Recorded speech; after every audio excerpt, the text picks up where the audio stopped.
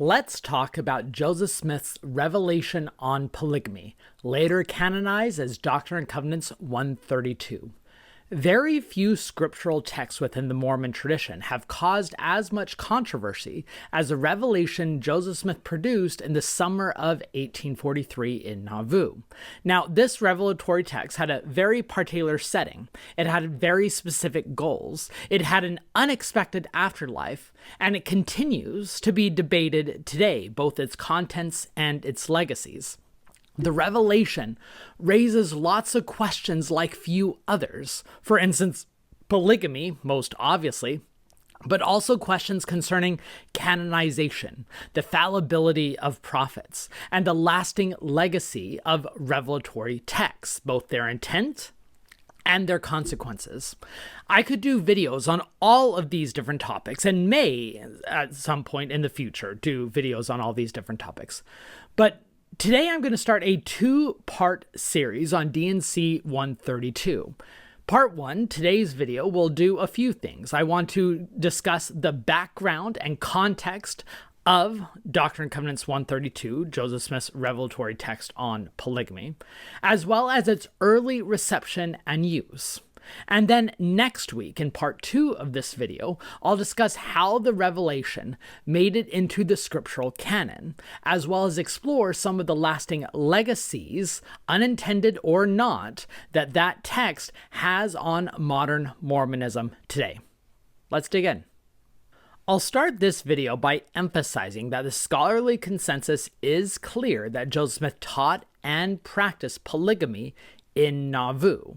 Now, there are a number of elements of Joseph Smith's early practice that I'm going to have to quickly glance over to get to D&C 132 as a revelatory text, because that text, produced in July of 1843, was far from the only, let alone the earliest, expression of Joseph Smith's practice of polygamy. Now, I did a previous video a few weeks back that you can go and watch about attempts to place Joseph Smith's revelation on polygamy, or at least his learning of polygamy and his promulgating of polygamy, back to 1831, and why those attempts are, I believe, a failure, which is why the church has recently walked back that assertion, which used to be found in the introductory material to D&C 132. That early one was connected to an alleged Joseph Smith revelation on native wives. Again, go watch the earlier video if you'd like. I'm also going to skip over the Fanny Alger part of the story.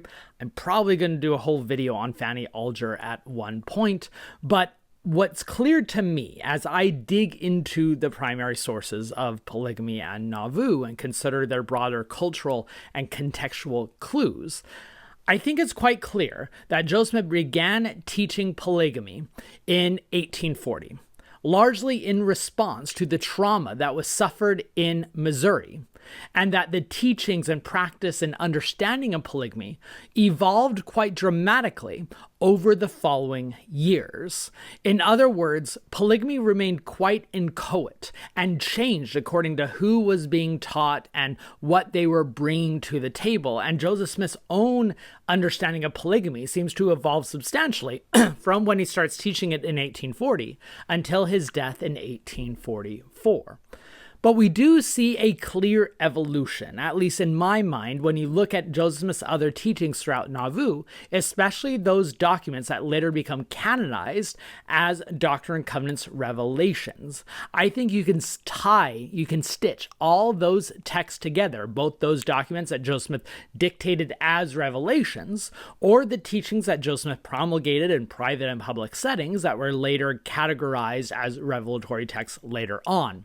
I may do a video at some point talking about the creation of the Doctrine and Covenants and the using of these lectures and discourses and scattered notes in Nauvoo to create what appears to be a more coherent corpus than what they really were. So, for instance, the texts that are now known as D&C 128 to 131 are all connected to these notions of sealing webs, tying families together through the nature of the priesthood. Another important text is the revelation that Joseph Smith dictates to the Newell Whitney family in July 1842 concerning Smith's sealing to their teenage daughter, Sarah Ann Whitney, which of course is then followed by both a letter to the Whitney family and a blessing to Sarah Ann a few months later, all of which share this language of priesthood sealing. I did an entire video last summer about Sarah Ann Whitney and those revelatory texts and how they are some of the most important documents to understand Joseph Smith's early teachings of polygamy. We also see through these variety of texts and teachings that Joseph Smith is producing in Nauvoo a distinction between what's being taught publicly and what's being practiced privately. Joseph Smith saying what he believes is necessary to the general church, but practicing what he argued were core doctrines, but were not ready, at least he argued, to the general public. Now, the Whitneys would make several copies of these early documents that are quite crucial, and so how central they believed it was to their faith as well as to tradition, which is why those documents were preserved alongside the documents that were officially part of the church and would later be canonized as D&C 128 to 131. 128 to 131. Now, importantly, as Joseph Smith is teaching and expanding polygamy's reach in those early years in Nauvoo, he faced some massive opposition. And two of the people who were most agitated in opposing what they saw as rampant sexual improprieties, that's the word Hyrum Smith uses in the Nauvoo City Council, were Hyrum Smith, Joseph Smith's brother, and Emma Smith, Joseph Smith's wife. Again, I could do a whole video on what led to their change. And by the way, if you are doing the drinking game of taking a swig every time I say I'll do a future video on, you may want to pace yourself in this video because there's quite a lot that I'm trying to glance over to get to D&C 132, but are deserving of their own videos. But in short, both Emma and Hyrum, who had reasons to oppose polygamy, came to tepidly embrace the practice in a remarkable conversion in the spring of 1843. But their conversions were experienced quite different, because Hyrum becomes one of the strongest proponents of polygamy from that point on, whereas Emma's acceptance was quite fleeting and she returned to being in opposition. And those conversions and opposition on Emma's part are the crucial context for the creation of the text now known as D&C 132. By the way, before I go much further, my awkward pitch for the channel: if you enjoy this type of nerdy content in which we dig into the past to find its many reasons and legacies and contexts, please make sure you are subscribed to this channel. If you want to give back, and I'm very grateful for the many of you who have chosen to give back, you become a member of this channel, which comes with a few benefits like early access to the videos and the little icons next to your name when you comment in these discussion threads, and I know these discussion threads can get quite long. Also, if you want to keep up in all the various things that I'm involved in, my different videos on different platforms and upcoming events and news, please make sure you are subscribed to my free kit newsletter. There's a link in the video description.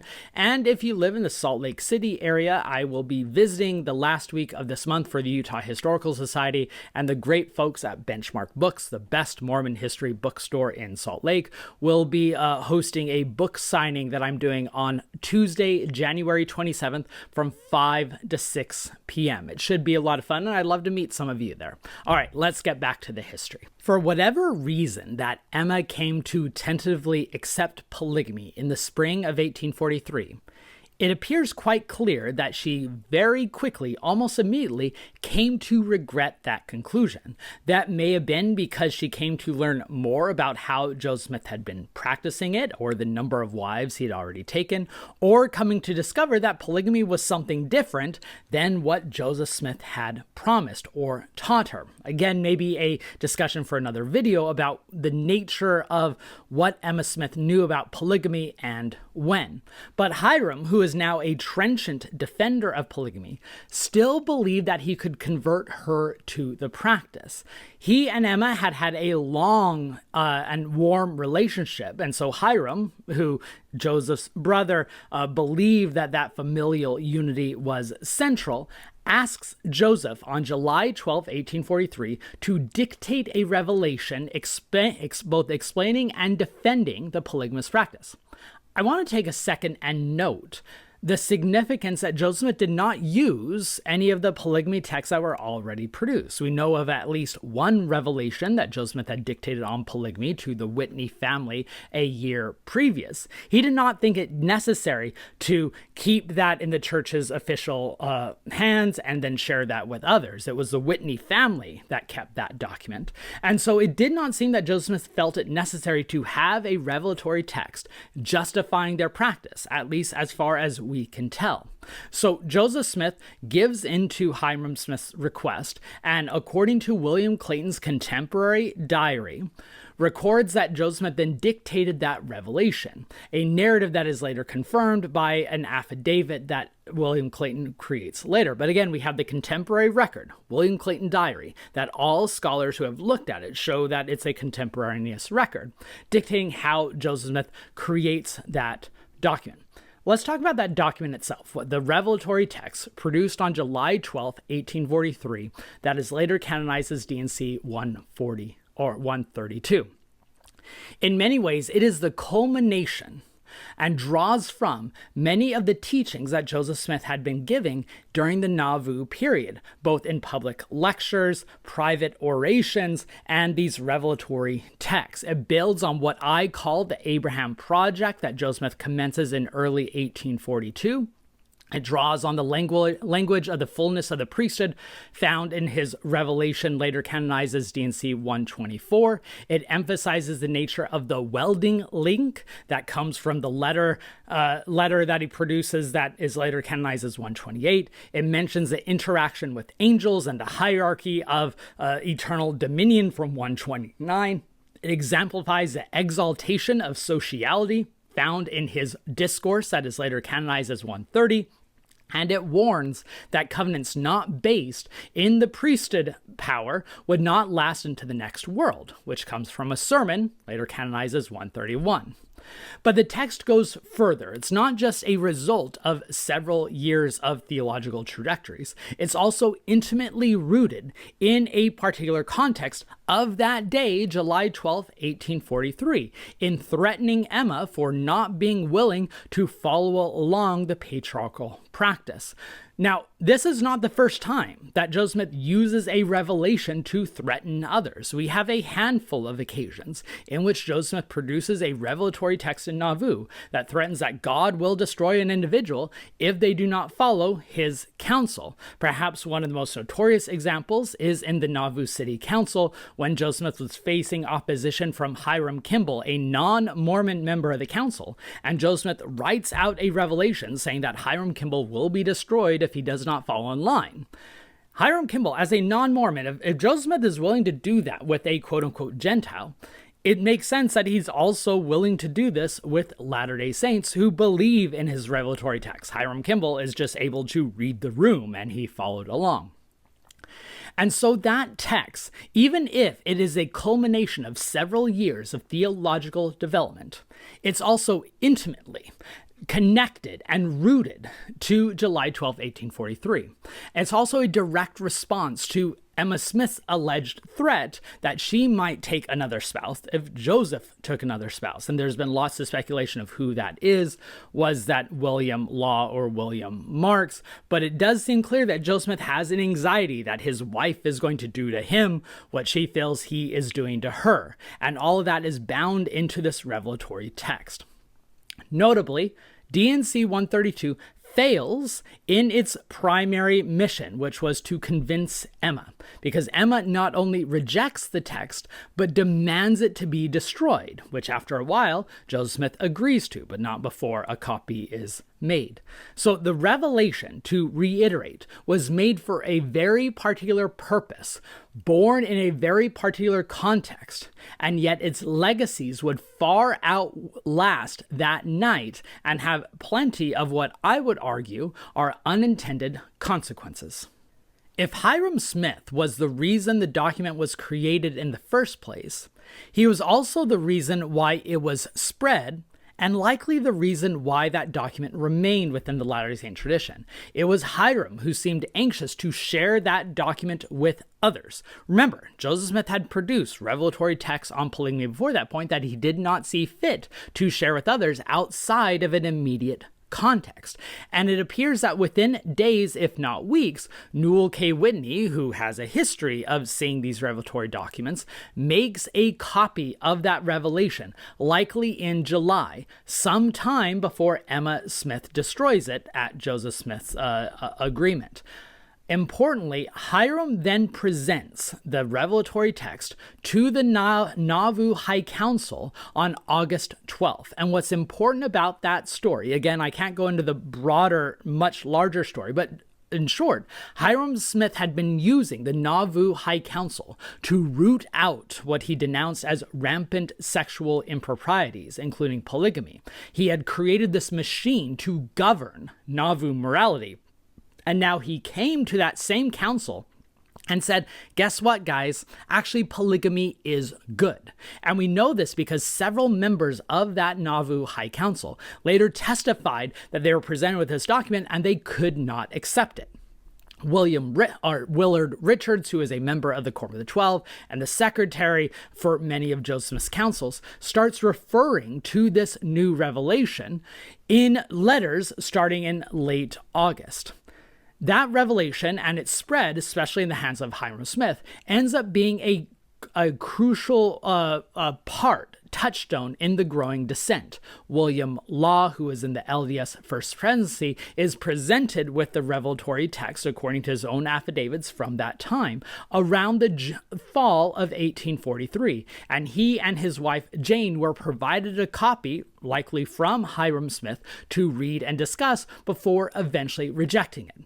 We know this document exists and is being spread because it starts being quoted by and referred to by others. John C. Bennett, the former mayor and Joseph Smith's right-hand man who had left the church in 1842, starts quoting it and referring to it in an editorial in October. Several members of the church start referring to it in their letters to people outside, or at least particular teachings that aren't found in other Joseph Smith documents. And the Nauvoo Expositor, when it's published in June of 1844, also refers to this revelatory document. Importantly, when Joseph and Hyrum meet the city council to respond to the Nauvoo Expositor and argue that it should be destroyed, Hyrum does not deny the existence of that revelatory text, instead providing a justification. It's just an allegorical document. So importantly, he is acknowledging that that type of text exists, even if he's still denying its actual relationship to and instructions for modern saints. So what I think is significant from this early spread, and again, in this video, I'm only going up to Joseph Smith's death, is that Hyrum Smith seems much more intent than Joseph in using this revelatory text to convince others. Which means, in my opinion, at least after reading all the documents and assessing all the historical arguments, and I promise you, I have read everything on this that I can, I don't think that Joseph Smith intended the revelatory text that came to be canonized as D&C 132 to be a public document that was binding on the church. And I think that's going to have a lot of significance for what comes later. So to summarize part 1 of my series on Doctrine and Covenants 132, that text, dictated on July 12th of 1843, was the culmination of and fits within many of Joseph Smith's other revelatory and doctrinal and theological teachings and documents leading up to that summer of 1843. I read it as fully enmeshed within Joseph Smith's time and fitting other teachings that he is producing. It's also intimately connected to that particular moment. Just like his revelation to the Whitney family a year earlier, its primary purpose was immediate, to convince a particular person. It's Hyrum Smith, then, that not only instigates the document, but then starts sharing it with others. And we have plenty of evidence that that revelation was being shared and debated by Latter-day Saints in 1843 and 1844. And further, when Joseph Smith created that document, it does not seem to me that he meant for it to expand beyond that particular moment. Not that he didn't think that the revelation was eternal in nature and binding on Latter-day Saints. That's a theological discussion for another time. But that the purpose of that document in Joseph Smith's mind, both how I read the text itself, as well as how I read other texts that Joseph Smith was producing at the time, seem to be directly focused on that particular moment, which is what makes its later acceptance, spread, and canonization an unintended consequence. But again, those are questions that I'm going to discuss in next Monday's video on the publication, canonization, impact, and legacies of that revelatory text, how it evolves from a private document to a public and binding revelation.